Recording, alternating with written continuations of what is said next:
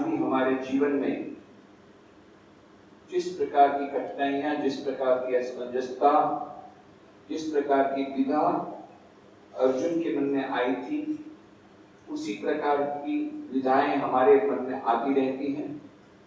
और इसलिए आज भी अर्जुन जिस प्रकार से जीव का प्रतीक होकर के भगवान के शरण जाता है और भगवान श्री कृष्ण उसे जो उपदेश देते हैं, उसके बाद अंत में हम देखते हैं भगवद गीता के अंत में हम देखेंगे जहां पर कहता है अर्जुन, नष्टो मोह स्मृति लब्ध्वा, मेरा मोह नष्ट हो गया और मुझे स्मृति वापस आ गई है और आप जैसा कहेंगे मैं उस प्रकार से करूंगा। पहले तो कहता मैं युद्ध नहीं करूंगा, परंतु बाद में उसे स्वीकार कर लेता है। और उसके बीच में ये 18 अध्याय में भगवद गीता में भगवान श्री कृष्ण अर्जुन के मानव माध्यम से संपूर्ण मानव जाति को उपनिषदों का सारा सार हमारे समक्ष प्रस्तुत कर दिया। और इसीलिए हमने कहा था कि हमारे लिए वेदों का अध्ययन या उपनिषदों का अध्ययन उतना संभव नहीं। यद्यपि ये बात अवश्य है कि उसके ट्रांसलेशंस, ये सभी उपनिषदों का अनुवाद विभिन्न भाषा में हो चुका है, परंतु इतना होते हुए भी, अनुवाद होते हुए भी ये सूक्ष्म वस्तु जो है, ये सूक्ष्म बातें हैं, उनको समझना हमारे लिए कठिन होता है। तो ये सभी उपनिषदों का सार मानो भगवान श्री कृष्ण ये उपनिषद रूपी गाय, बहुत सुंदर कहा। जिस प्रकार से हम लोगों ने कहा कि जो ध्यान संबंधी श्लोक हैं या भगवद गीता के महात्म्य संबंधी श्लोक हैं, इनकी आवृत्ति हम प्रत्येक सप्ताह में क्यों करते हैं, प्रत्येक चर्चा के प्रारंभ में क्यों करते हैं? क्योंकि हमने कहा था कि इन श्लोकों की आवृत्ति करने से हमारे मन में भगवद गीता के संदेश के प्रति, भगवान श्री कृष्ण के प्रति श्रद्धा का उदय होगा। और जितनी मात्रा में श्रद्धा होगी उतनी मात्रा में हम उसके अर्थ को अच्छी तरह समझ सकेंगे, हृदयगम कर सकेंगे और उनका पालन करके हमारा जीवन धन्य कर सकेंगे।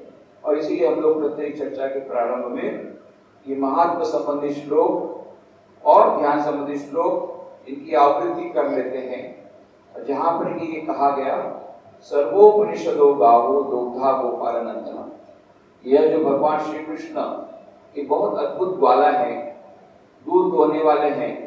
ये जब ब्रज में थे तो इनका मुख्य काम ही था दूध दोहने का।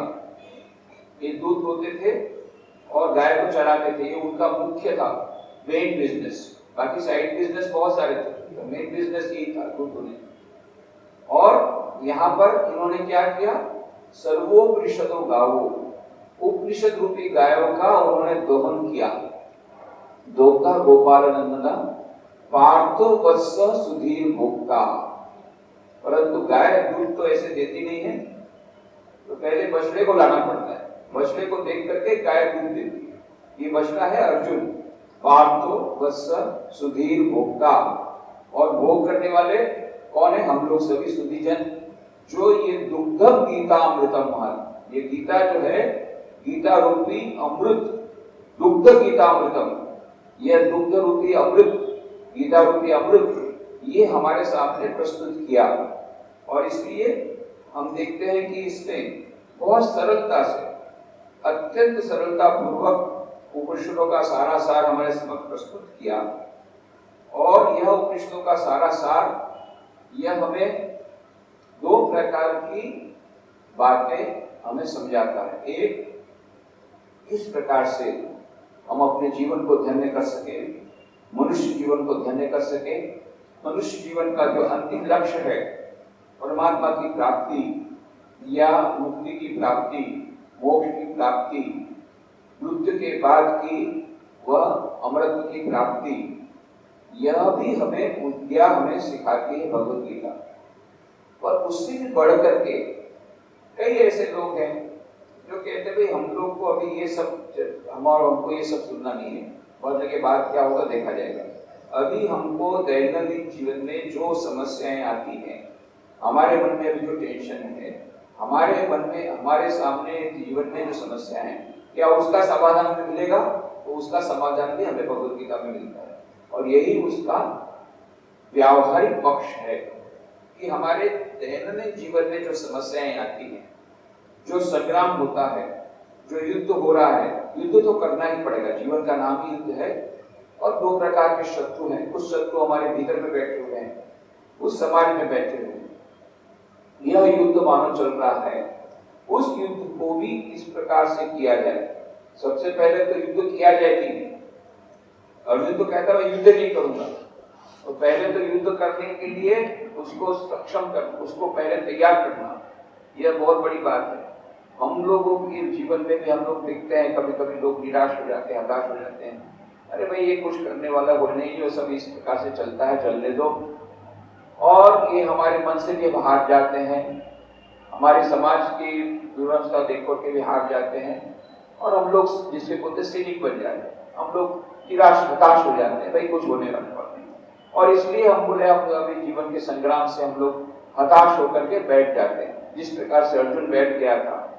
और तब भगवान श्री कृष्ण कहते नहीं, कुतः स्वाकशमलितमीरम विश्वे समुपस्थितम अनार्यजुष्टम अस्वर्गम अकीर्तिकरम अर्जुन क्लैप्यम मास भगवा पार्थ नैत्वयुपपद्धते क्षुद्रम हृदय दौर्बल्यम तत्त्वतिष्ठ परंतप। उठ खड़े हो जा, युद्ध कर, हृदय की दुष्ट दुर्बलता को दूर कर दे। तो यह मानो भगवान श्री कृष्ण हमें अर्जुन के माध्यम से, अर्जुन मानो जीव का प्रतिनिधि है। और आज आधुनिक मानव के सामने तो और भी समस्याएं बढ़ गई। शायद अर्जुन के समय में समाज में इतनी सारी समस्याएं नहीं थी, पर आज देखते हैं मन की तो उतनी समस्याएं थी, हो सकता है, पर समाज में उतनी सारी समस्याएं नहीं थी, परिस्थितियां शायद उतनी विकट नहीं थी जितनी आज के समय में है। तो यह मानो समस्या जब और भी विकट हो गई है, तब हमें भगवान श्री कृष्ण का संदेश और भी अधिक महत्व का है। और सभी महापुरुषों ने इस पर अपने अपने मंतव्य रखे, इनके बारे में भी हमने चर्चा की कि स्वामी विवेकानंद ने क्या कहा, श्री रामकृष्ण ने किस प्रकार से कहा कि भगवत गीता का अध्ययन कितना महत्व का है, स्वामी विवेकानंद ने कैसा कहा, गांधी जी ने कहा कि it is the dictionary of conduct. जब मुझे कोई शब्द का अर्थ समझ में नहीं आता तो मैं डिक्शनरी लिखता हूँ, और जब मुझे समझ में नहीं आता कि उस परिस्थिति में मुझे क्या करना चाहिए, कैसा कंडक्ट करना चाहिए, तो मैं भगवत गीता को पढ़ता हूँ। और स्वामी ब्रह्मानंद जी महाराज कहते हैं कि जब भी मन में बहुत सारी समस्या हो तो भगवत गीता का एक दो श्लोक पढ़ने से मानो मन स्वच्छ हो जाता है और हमारे मन की समस्याएं दूर हो जाती है, असमंजस दूर हो जाती है। इस प्रकार के कई लोगों के अनुभव हैं। और इसी प्रकार से आज से 5000 साल पहले की पुस्तक अभी तक पूरा नहीं हुई। ऐसे तो कोई पुस्तक आती है तो उसका फर्स्ट एडिशन निकलता है, सेकंड एडिशन नहीं निकलता, अधिकांश पुस्तकों का सेकंड निकलता तो थर्ड नहीं निकलता। और ये एक पुस्तक ऐसी है जिसके कई एडिशन हो गए, हजारों एडिशन हो गए, और कितनी सारी भाषाओं में उसका अनुवाद हो रहे हैं, आज भी हो रहे हैं, और उस पर कॉमेंट्री लिखी जा रही है। पहले आदि शंकराचार्य ने कॉमेंट्री लिखी, रामानुजाचार्य ने लिखी, मध्वाचार्य ने लिखी, श्रीधर ने लिखी, कितने हमारे पुराने सभी महान विद्वानों तो लिखी, पर आज भी उस पर कॉमेंट्री लिखी जा रही है, आज भी उस पर पुस्तकें लिखी जा रही है, और विविध विषयों पर, विविध सब्जेक्ट्स में वो उसको लेकर के भगवत गीता पर यह जो अध्ययन चल रहा है, उस पीएचडी कर रहे हैं कई लोग पुस्तकें लिख रहे हैं। इसका मतलब यह क्या है? मतलब यही है कि ये पुस्तक व्यावहारिक है, व्यावहारिक रूप से हमारे लिए बहुत उपयोगी है। और इसीलिए हम लोगों ने कहा था कि भगवत गीता को कई प्रकार से अध्ययन किया जा सकता है। कुछ लोग करते हैं आदि शंकराचार्य का उसका भाष्य लेकर के, या फिर किसी की टीका लेकर के उस पर उसका एक्सप्लेनेशन लेकर के अध्ययन करते हैं। पर हम यहाँ पर तो अध्ययन करते हैं, हम केवल किसी एक भाष्य को लेकर के नहीं कर रहे हैं, कई भाष्यों का सहारा लेते हैं। और मुख्य बात हमारी है आधुनिक मानव के लिए भगवत गीता का संदेश, विशेष करके दैनंदिन जीवन की समस्याओं को ध्यान में रखते हुए, केवल जो परमार्थ के दृष्टि से नहीं पर व्यवहार की दृष्टि से किस प्रकार से भगवत गीता का संदेश अप्लाई किया जा सकता है प्रैक्टिकल जीवन में, व्यवहारिक जीवन में, उसको ध्यान में रखते हुए हम लोग भगवद गीता की चर्चा कर रहे हैं प्रत्येक रविवार में। और इस प्रकार से हमने चर्चाएं की और अब तक हम लोगों ने 6 अध्याय की चर्चा समाप्त कर ली। 7वें अध्याय के 7वें श्लोक की चर्चा चल रही थी, जहां पर कि भगवान श्री कृष्ण कहते हैं मत्तः परतरम नान्यत् किंचिदस्ति धनंजय मयि सर्वमिदं प्रोतं सूत्रे मणिगणा इव। मत्तः परतरम न अन्यत् किंचित अस्ति धनंजय मयि सर्वम इदं प्रोतं सूत्रे मणिगणा इव। ये सभी विच्छेद करने से ऐसा होता है। तो क्या कहा? धनंजय, हे धनंजय, मत्तः मेरे से, परतरम माने मेरे सिवाय, किंचित किंचित मात्र भी, अन्यत माने दूसरी वस्तु, न अस्ति नहीं है, इदम यह, सर्वम संपूर्ण जगत, सूत्रे सूत्र में माने धागे में, मणिगणा मणियों के समान, सूत्र के मणियों के समान, इव माने समान, सदृश, मयि प्रोतम मेरे में गुथा हुआ है। तो पिछले चर्चा में हम लोगों ने विस्तार से देखा था कि यह जो मणिगणा इव, इसका क्या अर्थ हो सकता है कि यह जो सारा संसार किस प्रकार से भगवान के ऊपर टिका हुआ है। इसके पहले के श्लोक में कहा था एतद्योनिनि भूतानि सर्वाणि उपधारय अहम कृष्णस्य जगतः प्रभव प्रलयस्तथा। ऐसा समझ के संपूर्ण भूत इन दोनों प्रकृतियों से उत्पत्ति वाले हैं। 2 प्रकार की प्रकृतियों की बात कही थी, परा और अपरा प्रकृति। अपरा प्रकृति या जड़ प्रकृति, इसके भूमि रापो नलो वायु वायु खम मनो बुद्धिरेव च अहंकार इति यमे बिना प्रकृति रष्टता अपरियमितस्त्वन्याम प्रकृति विद्धि में पराम जीव भूता महाभावो ये एकदम धार्यते जगत। तो ये 8 प्रकार के भेदों वाली अपरा अर्थात जड़ प्रकृति, हे महाभाव, और इसे दूसरी में प्राण प्रकृति, चेतन प्रकृति, कॉन्शियसनेस वाली, जैसे संपूर्ण जगत धारण किया जाता है। तो ये 2 प्रकृतियों के माध्यम से ये सारा जगत पूरा किया जाता है। उसी को मॉडर्न साइंस में कहा मैटर और एनर्जी। जो कुछ भी है एग्जिस्टेंस, सारे एग्जिस्टेंस को, सारा जो अस्तित्व है, सारा विश्व के रहस्य को जानने का प्रयत्न कर रहे हैं। और यूनिफाइड फील्ड ऑफ थ्योरी का जो लोग, ये लोग सभी वैज्ञानिक लोग प्रयत्न में लगे हैं, unified field theory. Unified field theory और कुछ भी नहीं है।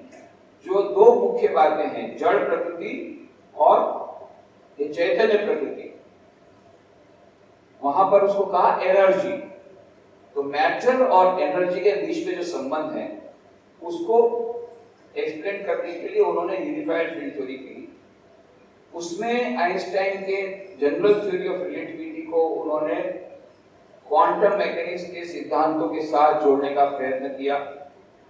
बाकी सब फोर्सेस, बाकी सब एनर्जी का एक्सप्लेनेशन मिला, और ये जो ग्रेविटेशन थ्योरी है, ग्रेविटेशन एनर्जी है, उसके साथ उनका किसी भी प्रकार से उनको नहीं मिला उसका एक्सप्लेनेशन। और तब जाकर के लेटेस्ट बाद में वैज्ञानिकों ने स्ट्रिंग थ्योरी को रखा। जो फंडामेंटल पार्टिकल्स हैं, वो पार्टिकल के भीतर में जो क्वार्क्स हैं या फोटॉन्स हैं, इन सब के परे कहा कि फंडामेंटल पार्टिकल के भीतर भी उन्होंने फंडामेंटल और किए पार्टिकल, उसका भी विभाजन किया। उसके बाद भी जब एक्सप्लेनेशन नहीं मिला तब उन्होंने कहा स्ट्रिंग थ्योरी। ये सारा यह जो स्ट्रिंग थ्योरी करने से फायदा क्या होता है कि देखा कि फंडामेंटल पार्टिकल बड़े विचित्र रूप से बिहेव करते हैं। कभी बिहेव करते हैं वेव के रूप में और कभी बिहेव करते हैं पार्टिकल के रूप में। और इसीलिए समझ में नहीं आया, जब वो थ्योरी ऑफ अनसर्टेनिटी आई तो हाइजेनबर्ग की थ्योरी ऑफ अनसर्टेनिटी आने के बाद क्वांटम मैकेनिक्स का पूरा रिवोल्यूशन जब आया, तो इनकी जो थ्योरी ऑफ यह फंडामेंटल थ्योरी जो करना चाहते थे, आइंस्टाइन की थ्योरी के साथ मिलाना चाहते थे, उसमें बाद में बड़े कॉम्प्लिकेशन आए। तो अभी लेटेस्ट थ्योरी है थ्योरी ऑफ एवरीथिंग, और ये थ्योरी ऑफ एवरीथिंग ये समझते हैं, कुछ वैज्ञानिक मानते हैं कि स्ट्रिंग थ्योरी के द्वारा, ये स्ट्रिंग मानो ये फंडामेंटल प्रिंसिपल्स, फंडामेंटल पार्टिकल्स से पार्टिकल नहीं है, पर ये स्ट्रिंग है। तो स्ट्रिंग यदि इलास्टिक हो सकती है और वो किसी भी रूप में जा सकती है, और इस एक कॉमन सेंस के द्वारा भी हम समझ सकते हैं, उसके द्वारा उसको समझाने का प्रयत्न करते हैं। पर ये बात अलग है कि कुछ वैज्ञानिक उसको थ्योरी ऑफ एवरीथिंग नहीं मानते, बोलते ये बहुत अधिक कहना होगा। परंतु अधिकांश लोग अब इस प्रकार की इस बात को समझ रहे हैं कि इसी स्ट्रिंग थ्योरी का एक मैथमेटिकल मॉडल ढूंढ लेंगे तो हम विश्व का रहस्य जान लेंगे।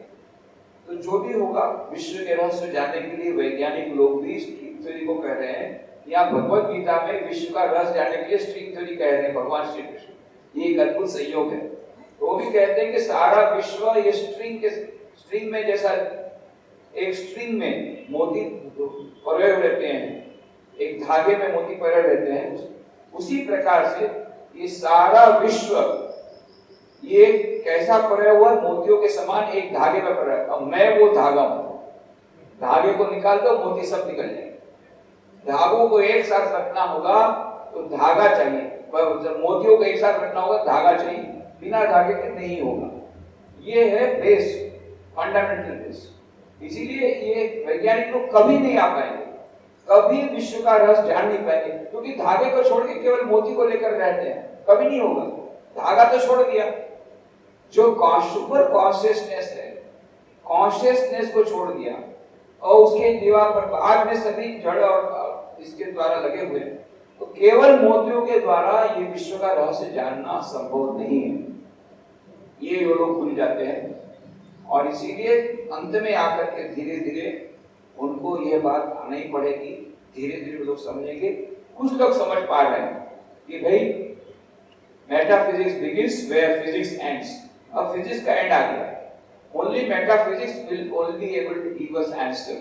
मेटाफिजिक्स के सिवा नहीं होगा। मेटाफिजिक्स माने अध्यात्म, भौतिक शास्त्र कभी भी विश्व का संपूर्ण रहस्य कोई भी इक्वेशन के द्वारा नहीं दे पाएगा, क्योंकि जो जानने का प्रयत्न कर रहा है उसका क्या होगा, ऑब्जर्वर को हम भूल जाते हैं। कोई भी ऑब्जर्वेशन होता है उसमें ऑब्जर्वर उसमें शामिल है, इस बात को हम भूल जाते हैं। और जब तक वो शामिल है तब तक वो ऑब्जर्वेशन गलत ही होने वाला है।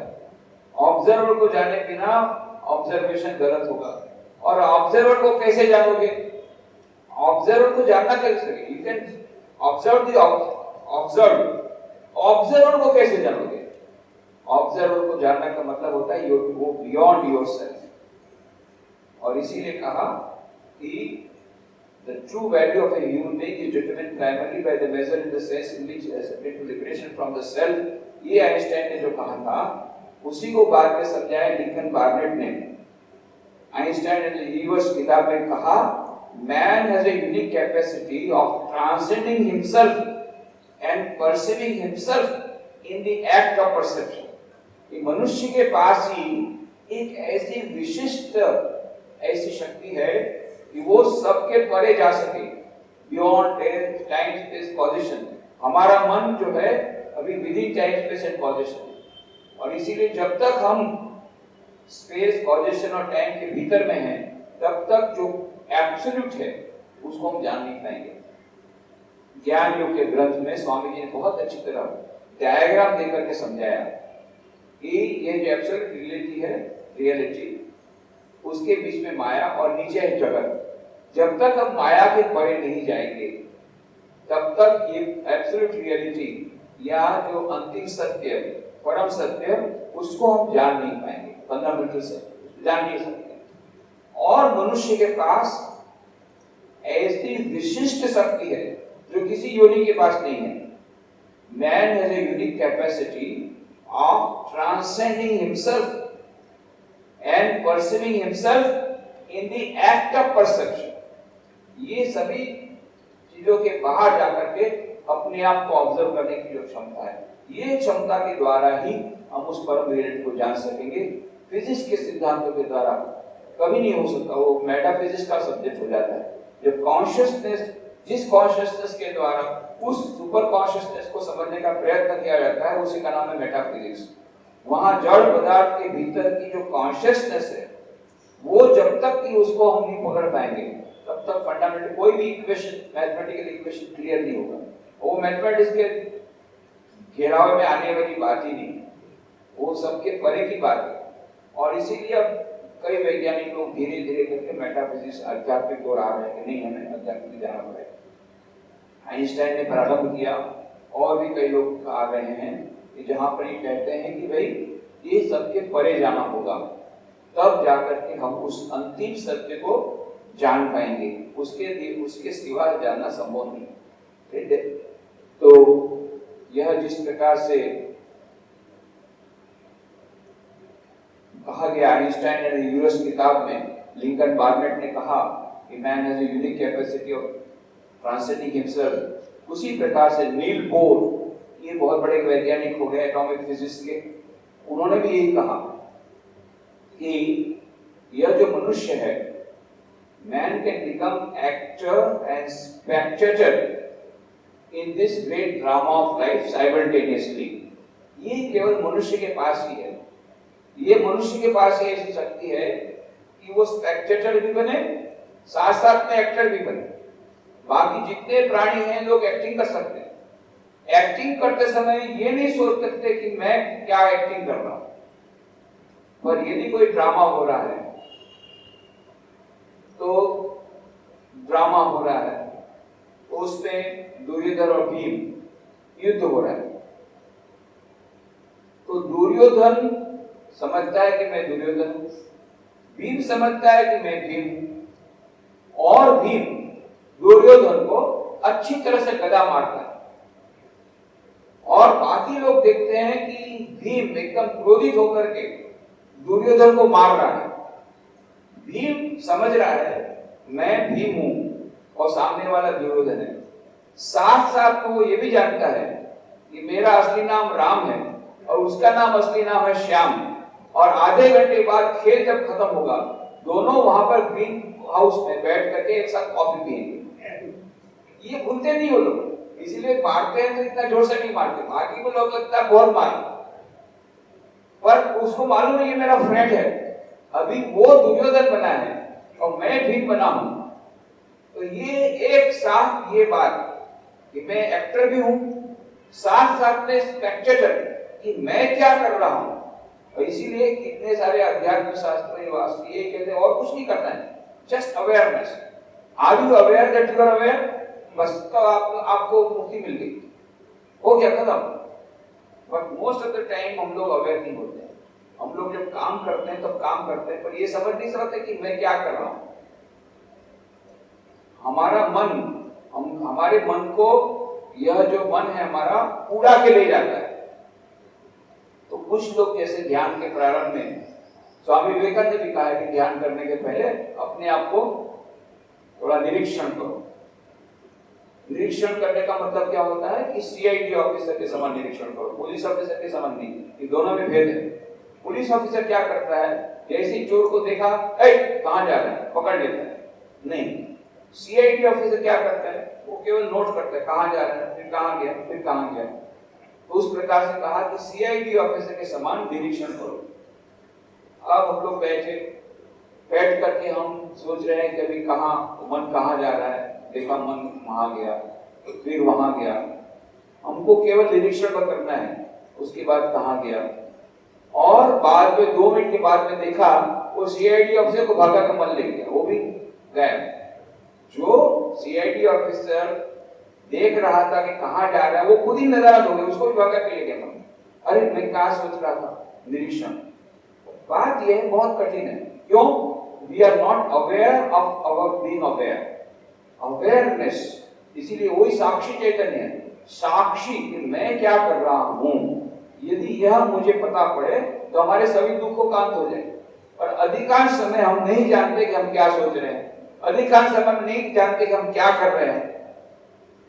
हमारे पास वो ऑब्जर्वेशन का है पावर, तो उसका यूज हम नहीं करते हैं। हम समझ ही नहीं पाते कि हम क्या कर रहे हैं, हम समझ ही नहीं पाते हम क्या सोच रहे हैं, हम समझ ही नहीं पाते कि हमारे भीतर में क्या परम चैतन्य तत्व, ये तो साधारण बात करते हैं। और उस परम चैतन्य तत्व की बात हम उस सभी प्रकार के जितने रिलेटिव वर्ड हैं, ये सभी माया की परे वह परम चैतन्य तत्व है और वह मैं हूं, उस प्रकार की बात तो सोचना तो बात की बात है।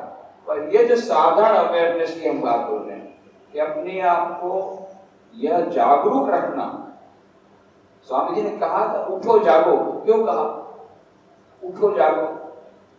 कभी कभी छोटे बच्चे लोग बहुत अच्छा प्रश्न करते हैं, स्वामी जी ने क्यों कहा उठो जागो? अरे उठेगा कब? जागेगा तब तो उठेगा। जागो और उठो बोलना चाहिए ना, पहले जागेगा तब तो उठेगा, नहीं तो जागने के बिना उठेगा कैसे? तो पहले जागो फिर उठो। और स्वामी जी ने क्या कहा? उठो और फिर जागो। तो स्वामी जी ने तो और कुछ नहीं किया था, उन्होंने क्या कहा था? उपनिषद के वाक्य को थोड़ा सा दूसरी प्रकार से उन्होंने प्रस्तुत किया। वाक्य तो आता है वैसे उपनिषद का वाक्य है। तो कठोपनिषद ने कहा शूरस्य धारा निशिता दुर्गया दुर्गम पथस्तत् कवयो वदन्ति, यह जो पथ है अध्यात्म का बड़ा कठिन पथ है, तलवार की धार पर चलने समान उतना कठिन है। तो क्या करो? उत्तिष्ठत जाग्रत प्राप्य वरान निबोधत। क्या कहा? उत्तिष्ठत उठो, जाग्रत जागो, और क्या करो? उत्तिष्ठत जाग्रत प्राप्य वरान निबोधत। निबोधत माने ज्ञान प्राप्त करो। किसके पास? गुरु के पास जाकर। क्यों गुरु के पास जाना जरूरी है? क्यों गुरु के पास जाकर ज्ञान प्राप्त करो? क्योंकि ये पथ अत्यंत कठिन है, भटकने की संभावना है, गाइड की बड़ी आवश्यकता है, और इसीलिए गुरु के पास जाकर के ज्ञान प्राप्त करो। यह श्लोक है, स्वामी विवेकानंद जी ने उसका फ्री ट्रांसलेशन किया और कहा उठो जागो और ज्ञान प्राप्त करो नहीं, उठो जागो और ध्येय प्राप्ति तक रुको मत। तो उन्होंने उसको अलग प्रकार से संधि विच्छेद कर दिया। उत्तिष्ठत जागृत प्राप्य वरान न बोधत, न बाधत कर दिया, निबोधत, न बाधत, रुको मत। कब तक? जब तक कि परम की प्राप्ति नहीं हो जाए, परम लक्ष्य की प्राप्ति नहीं हो जाए। जो भी होगा, यहाँ पर भी यही कहा, मुख्य बात तो यही था, कठोपनिषद ने यही कहा कि उस परम लक्ष्य की प्राप्ति करनी है और इसके लिए तुम गुरु के पास जाओ। स्वामी जी ने कहा उस परम लक्ष्य की प्राप्ति करनी है तो रुको मत, आगे बढ़ते रहो। उसका उन्होंने फ्री ट्रांसलेशन किया। और इसीलिए उत्तिष्ठत जागृत, एराइज अवेक, उठो और जागो। तो पहले उठो क्यों कहा और बाद में जागो क्यों कहा? क्योंकि जागने के पहले तो उठ नहीं सकते हम लोग, जागेंगे तब तो उठेंगे। तब उसका उत्तर यही है, ये जो उठना और जागना, उसको हमको किस अर्थ में लेना है? उठना का मतलब होता है कि हम अभी सोए हुए हैं, तो अभी अज्ञान की निद्रा में से हैं, उस अज्ञान की निद्रा में से हमको उठना है। और ये जब तक नहीं उठेंगे अज्ञान की निद्रा में से, तब तक हम आगे नहीं बढ़ सकते। पर अज्ञान की निद्रा में से जब उठ गए, उत्तिष्ठत उठ गए, अज्ञान की निद्रा, जागृत। तो ये जागना कैसा है? जागने का मतलब होता है अवेयरनेस, कि मैं कौन हूं, कहां जा रहा हूं, मेरे जीवन का लक्ष्य क्या है। यह जो जागरूकता, पहला तो आया रजोगुण आ गया, रजोगुण आ गया, अपने तमोगुण में से दूर हो गए। अब रजोगुण के परे है सत्वगुण, कि हम अब रजोगुण के बाद सत्वगुण को भी प्राप्त करना पड़ेगा, और फिर त्रिगुणातीत होना पड़ेगा, ये अंतिम देव है। तो यह जो बात है कि उत्तिष्ठत जागृत, जागरूक होना, अवेयर होना कि मैं कौन हूं, मेरे जीवन का उद्देश्य क्या है, कहां जाना है, अभी कहां पर हूं।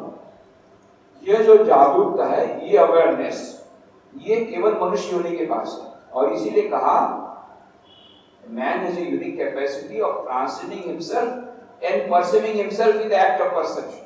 मनुष्य के पास ही ऐसी विशेष शक्ति है और किसी योनि के पास नहीं। 84 लाख योनियों में से एक ही योनि, हालांकि ये अलग बात है कि मॉडर्न साइंस कहता है कि 84 लाख योनियां नहीं, 1 करोड़ 25 लाख योनियां हैं। जो भी होगा, ज्यादा डिफरेंस नहीं है। हमारे शास्त्र, हमारे पुराने शास्त्रकारों ने इतने हजार साल पहले, जब उस समय माइक्रोस्कोप नहीं था, कुछ नहीं था, कोई साधन नहीं थे, उस समय 84 लाख दुनिया कही, और आज लेटेस्ट साधन और सब क्लोनिंग वगैरह हो गया, सब कुछ होने के बावजूद 1,25,00,000 दुनिया, तो कोई ज्यादा डिफरेंस नहीं। पर जो भी होगा, एक बात दोनों लोग कहते हैं कि केवल मनुष्य योनि के पास ही यह विशिष्ट शक्ति है जिसमें कि वो अपने आप से ऊपर जा सकता है, अपने आप के बाहर जा सकता है, जा करके सोच सकता है कि उस परम सत्य के बारे में जो इस सभी से परे है। तो यह माया के परे जाना होगा, तब जाकर के हमको यह परम सत्य की उपलब्धि होगी। इसलिए भले वो स्ट्रिंग थ्योरी की बात करें, उसका मैथमेटिकल मॉडल ढूंढने का प्रयत्न करें, पर यहाँ पर भगवान श्री कृष्ण ने मॉडल दे दिया, और पूरा संसार, सारा विश्व जो टिका हुआ है वो ईश्वर पर टिका हुआ है। उस परम चैतन्य तत्व के कारण ही ये सारा संसार टिका हुआ है। उस परम चैतन्य तत्व को यदि निकाल दो, विश्व में कुछ भी नहीं रहेगा।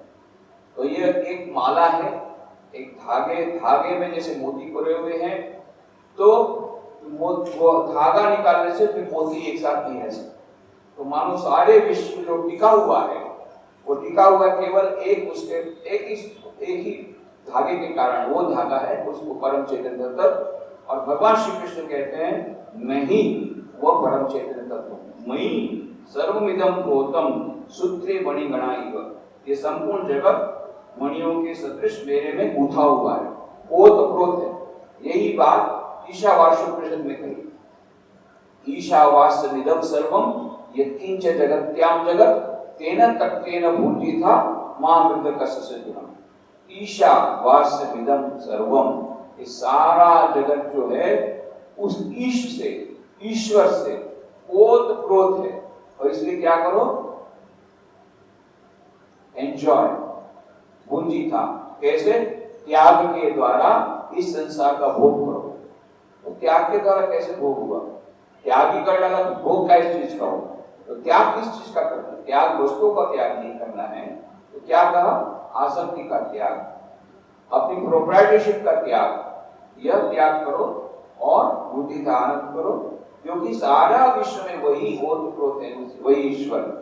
ईशावास्यमिदं सर्वम यत्किंच जगत्याम जगत तेन त्यक्तेन, त्याग के द्वारा, भूंजिथा, त्याग के द्वारा आनंद करो, मजा करो, तेन त्यक्तेन मां मृतकस्य सिद्धम। दूसरे किसी का ध्यान हड़प मत लो। क्यों? दूसरे किसी का ध्यान हड़प इसलिए मत लो क्योंकि जो यदि तुम किसी और को चीट करते हो, तो वह विश्व में वही ईश्वर को चीट करते हो जो तुम्हारे भीतर में है। इस प्रकार से तुमको कभी शांति नहीं मिल सकती। तुमने कहा तुम्हारे दाहिने हाथ ने बाएं हाथ को मारा, तो लगा किसको? कोई लगा, हमारा ही दाहिना हाथ था, उसने बाएं हाथ को मारा, लगेगा तो मुझे ही। तो उसी प्रकार से सारे विश्व में वही ईश्वर ओतप्रोत हैं। इसलिए किसी का धन वह मानो, उस पर चोरी मत करो, और किसी का धन चीट मत करो, और इस प्रकार से अनासक्ति पूर्वक संसार में रह करके आनंद करो। तो वहां पर यह जो बात कही गई वह ईश्वर कैसा है? ओतप्रोत। तो दो प्रकार के ईश्वर की बात हमारे उपनिषदों में कही गई। दो प्रकार के ब्रह्म, पर ब्रह्म, अपर ब्रह्म। दो रियलिटी के दो रूप हैं, एक ट्रांसेंडेंटल रियलिटी, पर ब्रह्म, beyond time space and position, समय, स्थल और कार्य कारण की मर्यादा के पर वह जो परम चैतन्य तत्व है, वो पर ब्रह्म परमात्मा, यह है परम तत्व, ये पर ब्रह्म।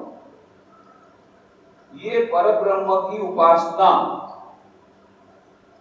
के बारे में हमारे शास्त्रों में जिस प्रकार से कहा गया, उसी प्रकार से अपर ब्रह्म, जो ब्रह्म ओतप्रोत है, ईशावास्यमिदं सर्वम, सूत्रे मणिगणा इव, धागे के समान यह ईश्वर सारे विश्व को मोतियों के समान संजय हुआ है। इस बात को हम लोग भूल गए, और इसी को याद दिलाने के लिए जो राम थे, जो कृष्ण थे, हमारे युग में आए रामकृष्ण के रूप। और उन्होंने बताया क्या ही, यही बात बताई जो भगवान श्री कृष्ण बताई थी, हमने भूल गए थे। क्या भगवान श्री कृष्ण क्या कहा? धनंजय, हे धनंजय, मत्तः परतरम किंचित अन्यत् नास्ति। मेरे सिवा संसार में कुछ है ही नहीं, तो क्या छोड़ना चाहता है? सब कुछ तो मेरे में ही है, तो केवल मात्र बाहर से छोड़ने से कुछ नहीं होगा। छोड़ना जो है आसक्ति छोड़ना है, असली बात को छोड़, ये छोड़ना ही नहीं। और इसीलिए योग वशिष्ठ में बहुत अच्छी बात आती है। भगवान श्री रामचंद्र जी ने कहा, बस उन्होंने ज्ञान योग की साधना की और उन्होंने कहा कि मैं संसार का त्याग कर दूंगा, सन्यासी हो जाऊंगा, मैं जन्म मरने जाऊंगा, सन्यासी हो जाऊंगा। अब दशरथ बड़े चिंता में पड़े, अरे ये तो मेरा सारा खत्म हो गया, पूरा प्लानिंग योजना सब खत्म। मैं तो सोच रहा था उसे राज्याभिषेक कराऊंगा और ये सोच कर तो बोला सब त्याग दूंगा, क्या करें? और तब मुनि बुलाया गया वशिष्ठ जी को, क्योंकि आप सब अब फिर मुनि वशिष्ठ ने उसके साथ शास्त्रार्थ किया। अच्छा राम, तुम मेरे साथ ज्ञान की बात करो, तुम मुझको बताओ कि कौन सी ऐसी चीज है जिसमें ईश्वर नहीं है, पहले मुझे बताओ। और तब रामचंद्र जी को बताया कि वही ईश्वर तो सब जगह सारे जगत में व्याप्त है, तो तुम क्या किस चीज का करना चाहते हो? उस संसार में ईश्वर के अलावा तो कुछ है ही नहीं, तो किस चीज का तुम त्याग कर सकते हो? और इस प्रकार से उसको समझाया कि हाँ, त्याग जो करना है वो आसक्ति का त्याग करना है, अटैचमेंट का त्याग करना है। वो रामचंद्र ने दिखाया। हम लोग राम नाम संकीर्तन करते हैं, आज शाम को भी होगा आरती के बाद, तो उसमें यही बहुत अच्छी लाइन आती है कि प्रसन्नताम यो न गताभिषेकतः तथा न ममलो वनवास दुःखतः। रामचंद्र जी कैसे हैं? जब उनको खबर दी गई कि आपको राज्य मिलने वाला है, तो कोई प्रसन्नता उन्होंने व्यक्त नहीं की। और दूसरे ही दिन समाचार मिला कि नहीं, राम राज्य नहीं मिलने वाला है, आपको 14 साल तक वनवास जाना है, तो चेहरे पर की एक लकीर भी बदली थी, वैसा ही रूप, वैसा ही चेहरा, न तो योन प्रसन्नाभिषेक योन गताभिषेकतः तथा न ममलो वनवास दुःखतः। वनवास से कोई उनको चिंता नहीं, कोई चिंता की रेखा नहीं। यही कहा कि बहुत अच्छा है, वनवास होगा तो मुनियों के साथ अध्यात्म की हमारी चर्चा होगी, सत्संग का बड़ा लाभ मिलेगा। पॉजिटिव थिंकिंग इसको बोलते हैं। दूसरा कोई होता तो ऑर्डिनरी कोई होता, बोले बस इससे खराब तो न्यूज कोई नहीं है, सुसाइड करो। अरे राज्य मिलने वाला था पूरा का पूरा, उसके बदले राज्य नहीं मिलना था, वही ये भी इतना बड़ा खराब समाचार है, उसी में सुसाइड करने की बात होगी। और ऊपर से 14 साल का वनवास छोड़ो। और यहाँ पॉजिटिव थिंकिंग क्या है? यह जो बात बताई कि संसार में रहो अनासक्ति पूर्वक, उसका फायदा क्या हुआ? फायदा यही हुआ, जब राम राज्य हो, जब राज्याभिषेक होने की बात मिली, प्रसन्नता की कोई लकीर उनके चेहरे पर नहीं दिखी। तथा न ममलो वनवास दुःखतः। और जब वनवास की समाचार मिला, तब दुख की एक लकीर चेहरे पर नहीं दिखी। यह मानव स्थिति प्रकृति के जो लक्षण अर्जुन को बताया था भगवान श्री कृष्ण ने, जिसके पहले इस पर हमने चर्चा की द्वितीय अध्याय में, कैसे हुआ? क्योंकि मानते हैं कि अंत में वही परम चेतन तत्व, यही इसका बेसिस है, यही मानो उसका मुख्य स्रोत है, वही परम चैतन्य तत्व। हे धनंजय, मेरे सिवाय किंचित मात्र की दूसरी वस्तु नहीं है। प्रत्येक वस्तु में वही ओतप्रोत है, वही ईश्वर है। और ये ईश्वर किस प्रकार से भरे हुए हैं? जैसे सूत्रे मणिगणा इव, जिस प्रकार से ये मोती धागे में परोए जाते हैं, उसी प्रकार से सारा विश्व यह मेरे में परोया हुआ है। वह उसी धागे के बेसिस पर सारे, यह मानो ये ईश्वर जो है ये सबस्ट्रेटम है, यह मानो उनका मुख्य फाउंडेशन स्टोन या मुख्य उसकी भित्ति है, और उस पर ये सारा विश्व खड़ा हुआ है। भित्ति को निकाल दो, बिल्डिंग खत्म हो, कॉलेज हो जाएगी। धागे को निकाल दो, मोती बिखर जाएंगे, मोती एक साथ रह नहीं सकते। ये विश्व भी तब तक नहीं रह सकता जब तक ये ईश्वर नहीं है। ईश्वर के भरोसे में ही ये विश्व लिखा हुआ है। तो यह मानो इसका प्रैक्टिकल इम्प्लीकेशन क्या है? प्रैक्टिकल इम्प्लीकेशन यही है कि सर्वत्र ब्रह्म दर्शन, सभी जगह वही परम चैतन्य तत्व विराजमान है। और ये स्वामी विवेकानंद इस बात को स्वीकार करने को तैयार नहीं थे कि ये कैसी बात है। हाँ, ईश्वर चलो वालों समझ भी लिया, पहले तो ईश्वर पर ही विश्वास नहीं, तो बाद में श्री रामकृष्ण ने कहा मैंने ईश्वर को देखा है, तू चाहे तो तुझे भी दर्शन करा सकता हूँ। और उसके बाद में साधना भी की, परम चैतन्य तत्व का मान लो उनको बाद में उनको उसकी समाधि की अवस्था का उसकी अनुभूति भी हो गई। पर ये तो दूसरी बात कही भगवान श्री कृष्ण ने, भगवान श्री रामकृष्ण ने नरेंद्र को कहा कि सभी जगह वही ब्रह्म विराजमान है। यह वेदांत की बात है। दो प्रकार के ब्रह्म की बात कही, एक ब्रह्म पर ब्रह्म, दूसरा अपर ब्रह्म। यह जो ब्रह्म है वो सभी जगह विराजमान है परम चैतन्य तत्व के रूप में। यह जो पर ब्रह्म परमात्मा प्रत्येक कण कण में भगवान है। ये बात जब श्री रामकृष्ण ने बताई तो उसके बाद नरेंद्र नाथ बाहर निकले। बाहर निकल के दक्षिणेश्वर के कमरे के बाहर बैठा करते थे हाजरा महाशय। ये हाजरा महाशय ये सभी ड्रामा में देखेंगे आप, ड्रामा में हीरो तो रहता ही है, साथ में विलेन भी रहता है। बिना विलेन के ड्रामा जमता नहीं है। अच्छा, केवल रामायण कर दो, केवल उसमें रामचंद्र जी रहेंगे, रावण नहीं रहेगा, तो ड्रामा जमेगा नहीं।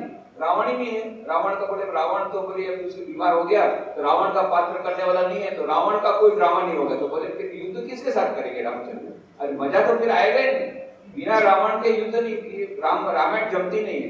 तो बिना ये विलियन के कोई भी ड्रामा कोई खेल होता नहीं।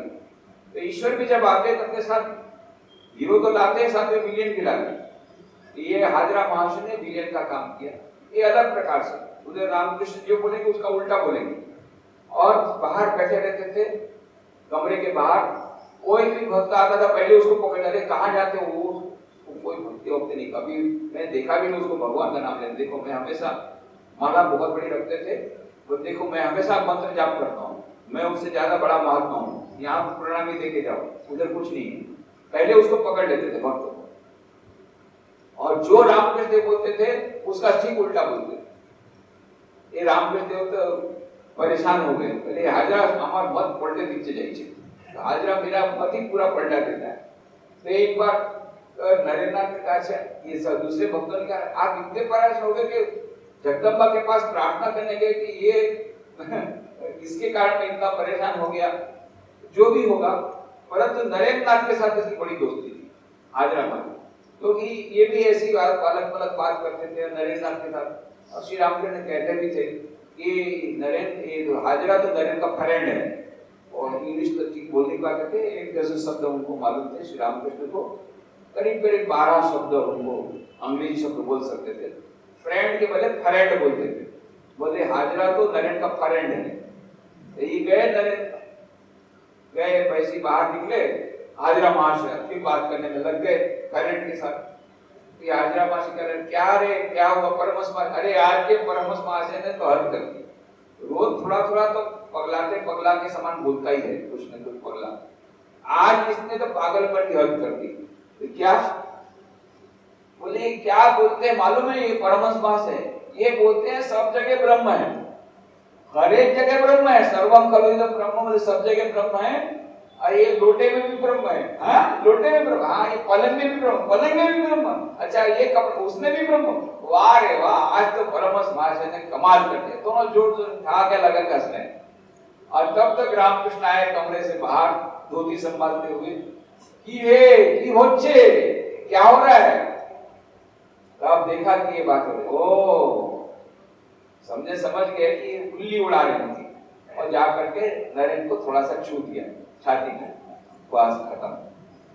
अब नरेंद्र नाथ देखते हैं सब जगह वही ब्रह्म नजर आ रहा है, वो जो आइटम कुछ नजर ही नहीं आ रही है, मोती नहीं नजर आ रही, केवल धागा ही नजर आ रहा है, केवल वही परम चैतन्य तत्व तो चारों ओर। जहां गए बोले पागल हो गया, क्या हो गया? वापस जा रहे हैं घर वापस जा रहे हैं, तो रास्ता ठीक नहीं रहा है, गाड़ी घोड़ा गाड़ी आ रहे, लगता है उसमें भी परम चैतन्य तत्व होगी, ईश्वरी नजर आ रहा है। जहां गए उसमें भी परम चैतन्य तत्व। क्या हो गया, ये मैं जागृत अवस्था में हूँ ना स्वप्न अवस्था में? तो वहां पर जाकर के बहुत बड़ा पिलर था मैदान के पास में, जोर से सिर टकराया जानने के लिए कि मैं जागृत अवस्था में हूँ ना स्वप्न अवस्था में। देखा तो खून निकला, नहीं हूँ तो जागृत अवस्था में, खून भी निकल रहा है। पर सब जगह उस पिलर में भी भगवान दिख रहे हैं, उसमें भी वही परम चैतन्य। यहाँ घर में जाकर के घर में भी वही, फर्नीचर में सब वही परम ब्रह्म नजर आ रहा है। माने कहा बैठने का, खाने के लिए बैठे, खाने के लिए बैठे, रोटी दी, रोटी में भी कोई ब्रह्म ही दिख रहा है। और रोटी खाएंगे कैसे, उसमें तो ब्रह्म है। वैसे तो हम लोग खाने के समय वो ब्रह्मार्पण करते ही हैं, ब्रह्मार्पणम ब्रह्म हवि ब्रह्माग्नो ब्रह्मणाहुतम ब्रह्मैवतेन गंतव्यम ब्रह्म कर्म समाधिना। वो रोटी भी ब्रह्म है, खाने वाला भी ब्रह्म है। ये तो भगवत गीता में कहा, चौथे अध्याय में इसकी चर्चा की थी। पर यहाँ तो सचमुच में हमारी ऐसी स्थिति हो जाए कि सचमुच में ब्रह्म है तो फिर हम खा नहीं पाएंगे। तो हम लोग ऐसे श्लोक बोल देते हैं, बिना समझे श्लोक बोलते हैं, बिना समझे खाना भी शुरू कर देते हैं। और सचमुच यदि ऐसी अवस्था आ जाए कि वो ब्रह्म है, जैसे नरेंद्र की थी, खा नहीं पाएंगे, वो सब ब्रह्म है। अब रोटी नहीं खा पा रहे, तो भुवनेश्वरी देवी ने कहा, क्या रे नरेंद्र क्या हो गया, खा। तो खाना शुरू किया तो जितनी रोटी सब खा गए। ये तो क्या हो गया, इसको बीमार हो गया ना, क्या हो गया, कुछ समझ में नहीं आया। 3 दिन में तो पागल जैसी अवस्था हो गई। और फिर जाकर के रामचंद्र को कहा कि प्रभु मैं समझ गया, ये सभी जगह ब्रह्म है, पर अभी ये कम कीजिए थोड़ा सा। और जाकर के फिर रामचंद्र ने स्पर्श किया तो वही सी स्थिति थी। ये साधारण व्यक्ति नहीं थे, नरेंद्र नाथ को अपने विल पावर को बहुत गर्व था। ये बोले मेरे को कोई हिप्नोटाइज नहीं कर सकता, किसकी हिम्मत है मेरे को हिप्नोटाइज करे। हिप्नोटाइज में मानता भी नहीं हूँ, और हिप्नोटाइज मुझे तो कोई, तो जो वीक माइंड है उसको हिप्नोटाइज कर सकता है। मेरा तो माइंड बहुत स्ट्रांग है, अपने आप को बड़ा स्ट्रांग समझते थे, पर ऐसी हालत कर दी रामचंद्र के सामने, सब खत्म। जो भी होगा, पर यह अनुभूति नरेंद्र नाथ को स्वामी विवेकानंद को कराई श्री रामकृष्ण देव ने। और उसके बाद, और इसीलिए यह जो सारा जो रामकृष्ण मिशन जो अभी हम लोग बैठे हुए हैं, इसके मूल में यही श्लोक है, मत्ता परतरम नान्यत् किंचिदस्ति धनंजय। ये जो अपर Brahman, not only transcendental reality, immanent reality, जो ब्रह्म सारे विश्व में ओतप्रोत है, सूत्रे मणिगणा इव, यह ब्रह्म की उपासना की बात हमारे उपनिषद ने कही थी, हम भूल गए थे। भगवत गीता में कही थी, हम भूल गए थे। उसी बात को याद दिलाने के लिए जो राम थे, जो कृष्ण थे, रामकृष्ण के रूप में आकर के कहते हैं कि नहीं, केवल उस परब्रह्म की उपासना करने से नहीं होगा। वही परब्रह्म परमात्मा अणु अणु में है, प्रत्येक कण कण में है, और उस परमात्मा की पूजा करनी है। सारे जगत में वही व्याप्त है। और इसीलिए जब नरेंद्र नाथ ने कहा, श्री रामकृष्ण देव को गले में कैंसर हो गया, तब नरेंद्र नाथ ने कहा कि देखो आपको जो देना हो मुझे दे दो।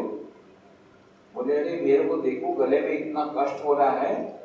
बोले इसीलिए तो बोल रहा हूँ, डॉक्टर ने कहा है तो कैंसर है, कब मर जाओगे कुछ ठीक, मरने के पहले मुझे दे दो। और सब लोग को बोले देखो नरेंद्र कैसा है, यहाँ मैं मरने बैठा हूँ और वो बोलता है मेरे को, बोलता है मेरे को दे दो दे दो दे दो। फिर एक दिन जाकर के नरेंद्र को छू लिया, बस नरेंद्र समाधि अवस्था। और फिर सारा दिन समाधि अवस्था में काशीपुर के बगीचे में, फिर शाम को जब सब कुछ समाधि करता और बोल रहे मेरा शरीर कहाँ, मेरा शरीर कहाँ। और तो कहा यही तो तुम्हारा हाथ है, मेरा हाथ कहाँ, और यही तुम्हारा हाथ है, मेरा पैर कहाँ, यही पैर है। बेभान बिल्कुल चला गया। और तुरंत वहां जाकर के बीच वहां पर ऊपर में गए रामचंद्र के पास। अरे नरेंद्र नीचे में इस प्रकार से रो रहा है कि मेरा शरीर कहाँ, मेरा हाथ कहाँ, पैर कहाँ। बहुत परेशान थे, कितना दिन से परेशान कर रहा था, समाधि समाधि अवस्था रहने दे ऐसे। रामकृष्ण तो जानते थे क्या उन्होंने, ये समाधि की अवस्था हुई। उसके बाद में रामकृष्ण ने कहा बोले मुझे दे दो। अच्छा तुझे क्या चाहिए बोल, चाहिए क्या, रोज बोलता है दे दो दे दो दे दो, क्या चाहता है बोल, अरे तू जो चाहिए तुझे बोल दे दूंगा। बोले बस मैं यही चाहता हूं, मैं हमेशा सुखदेव के समान। और श्री रामकृष्ण उसको सुखदेव के साथ उसकी तुलना भी करते। सुखदेव जो सभी माया से परे उनका मन है, मैं सुखदेव के समान सब समय समाधि अवस्था में रहूं, बीच बीच में केवल थोड़ा सा मेरा मन खाने के लिए आए नीचे की जगत में, फिर थोड़ा सा अन्न ग्रहण करूं, फिर शरीर की रक्षा के लिए अन्न ग्रहण करके फिर समाधि अवस्था में रहूं। मैं समाधि के आनंद में बस मस्त रहना चाहता हूं, समाधि का आनंद चाहता हूं। कोई भी गुरु यदि सुनता तो इतना आनंद हो, क्योंकि समाधि से ऊपर की कोई अवस्था है ही नहीं। समाधि है अष्टम सोपान, यम नियम आसन प्राणायाम प्रत्याहार धारणा ध्यान और समाधि। ये समाधि के बाद उसकी कोई दूसरी स्थिति नहीं है। और इसलिए समाधि की उच्चतम स्थिति में यदि शिष्य कोई रहना चाहे तो गुरु बड़े प्रसन्न होते हैं। और यहाँ श्री रामकृष्ण अद्भुत गुरु के अद्भुत शिष्य, अद्भुत शिष्य के अद्भुत गुरु। श्री राम कहते हैं क्या कहा नरेन, ची ची ची इतनी छोटी सी बात करता है, समाधि अवस्था में रहना चाहता है। मैंने सोचा था तो विशाल वट के समान होगा, जिसकी छाया तले लाखों करोड़ों लोग शांति पाएंगे, और तू केवल अपने समाधि का आनंद चाहता है, तू भी स्वार्थी बनना चाहता है। क्यों, तू ही वो गीत गाता है ना, भूल गया? तुझसे हमने दिल को लगाया, जो कुछ है सो तू ही है, जो कुछ है सो तू ही बोलता है। अभी केवल बोलता मैं केवल उसी ईश्वर का चिंतन करूंगा, ये सारे विश्व में तो वही ईश्वर है, उस ईश्वर की पूजा कौन करेगा? तुझे संसार में रहना होगा, संसार का कल्याण करना पड़ेगा, संसार के कल्याण के लिए बहुत कार्य करना पड़ेगा। नारायण कहता है मैं नहीं करूंगा। श्री राम ने लिख करके दिया, रिटर्न मैंडेट, नरेन शिखे देवे घरे बाहरे डाक देवे। एक मोर का पक्षी बनाया, मोर के कंठ में रोग हो गया, ये मानो खुद है, और उधर जहाज बनाया, जिस जहाज से वो जाएंगे, जहाज भी ड्रॉ किया, और फिर नीचे लिखा जय राधे प्रेममयी नरेन शिखे देवे घरे बाहरे डाक देवे। नरेन सारे विश्व को उपदेश देगा, केवल भारत में नहीं, भारत के बाहर घरे बाहरे। यह लिख करके गए। नरेन ने कहा मैं नहीं दूंगा। बोले तू क्या नहीं, तेरे हड्डियों को काम करना पड़ेगा। और सचमुच में ऐसा हुआ। और नरेन ने कहा मैं नहीं करूंगा, और सचमुच में श्री रामकृष्ण महासमाधि के बाद संन्यास लिया, और जैसे ही घर का थोड़ा सा काम कर निपटा करके हिमालय के हिमालय में अल्मोड़ा की गुफा में कासर देवी के पहाड़ है, वहां जाकर गुफा में एकदम समाधि में लीन रहूंगा, एकदम हिमालय में चले गए। पर वहां पर जाकर के को टेलीग्राम मिला, उनकी खुद की बहन ने आत्महत्या की थी, तब उनके आंखें खुल गई, लोगों को कितना दुख है। फिर समाज में जाकर के मिले, गरीबों की दुख देखा, निम्न के लोगों की देखा, धीरे धीरे धीरे धीरे परिवर्तन हुआ। और फिर कहते हैं कि मैं समाधि नहीं चाहता, जिस समाधि के लिए मैं परिव्राजक अवस्था में निकल गया था घर से, मुझे न तो भगवान चाहिए न समाधि चाहिए, मैं केवल यह सेवा करना चाहता हूँ। ये बाद में आया परिवर्तन, श्री रामकृष्ण ने कहा था नहीं। तो श्री रामकृष्ण ने यह जो बात बताई थी वो भूल गए थे, बाद में उनको यही नहीं, वो जो परब्रह्म परमात्मा जो सभी समय स्थल काल मर्यादा के परे हैं, वही परब्रह्म ओतप्रोत है सारे विश्व में। और उस विश्व में जो ओतप्रोत है उस ईश्वर की पूजा करनी है, विशेष करके गरीबों की, दरिद्रों की। यह पूजा शिव ज्ञान से जीव सेवा का जो उपदेश बाद में उनको पता, उनको याद आया, और फिर उन्होंने रामकृष्ण मिशन स्थापना की। बात यह है कि यह जो परब्रह्म और अपर ब्रह्म, ट्रांसेंडेंटल रियलिटी और इमानेंट रियलिटी का जो उपदेश, जो उपनिषद में दिया गया, यहाँ गीता में दिया गया, मत्तः परतरम नान्यत् किंचित् अस्ति धनंजय, मेरे सिवाय इस विश्व में कुछ है ही नहीं, परम चैतन्य तत्व के रूप में मैं ही सब जगह व्याप्त हूँ। इस बात को हम लोग भूल गए थे। हमने सोचा दो चीजें हैं, ये विश्व है, ये जगत है, और ये परब्रह्म, ये भगवान है। जगत को छोड़ो, भगवान को देखो। तो भगवान श्री रामकृष्ण ने कहा किसको छोड़ोगे, किसको लोगे? वो तो ओतप्रोत है, उसके भीतर में है, पर हाँ छोड़ना किस चीज को है? आसक्ति को छोड़ना। यह बताया श्री रामकृष्ण ने स्वामी विवेकानंद। स्वामी विवेकानंद फिर इसीलिए उसका उन्होंने कहा कि अभी हमें वेदांत नहीं चाहिए, काट वेदांत। काट वेदांत क्या कहता है? ब्रह्म सत्य जगत मिथ्या, ये जगत तीन काल में मिथ्या है, यह काट वेदांत। स्वामी विवेकानंद ने कहा अभी इस युग में हमको काट वेदांत नहीं, हमको क्या चाहिए? प्रैक्टिकल वेदांत, व्यवहारिक वेदांत। व्यवहारिक वेदांत क्या कहता है? वही जो परब्रह्म परमात्मा समय स्थल काल मर्यादा की मर्यादा परे है, beyond time space and position है, वही परब्रह्म परमात्मा सारे विश्व में ओतप्रोत है। सूत्रे मणिगणा इव, सारे धागे में जिस प्रकार से परा उस प्रकार से सारा विश्व पराया हुआ है, और इसीलिए इस विश्व को बात नहीं देना है। इस विश्व में रहते हुए लोगों की सेवा करते करते उस परमात्मा की उपासना करके उस परम तत्व को पहुंचना है। यह जो प्रैक्टिकल वेदांत, व्यावहारिक वेदांत, एक नया कंट्रीब्यूशन, ये मानो एक नया प्रदान स्वामी विवेकानंद ने श्री रामकृष्ण के आधार पर दिया, ये आज के युग के लिए बड़ा महत्व का है। इसके आगे की चर्चा हम लोग अगले रविवार को करेंगे। आज यही समाप्त।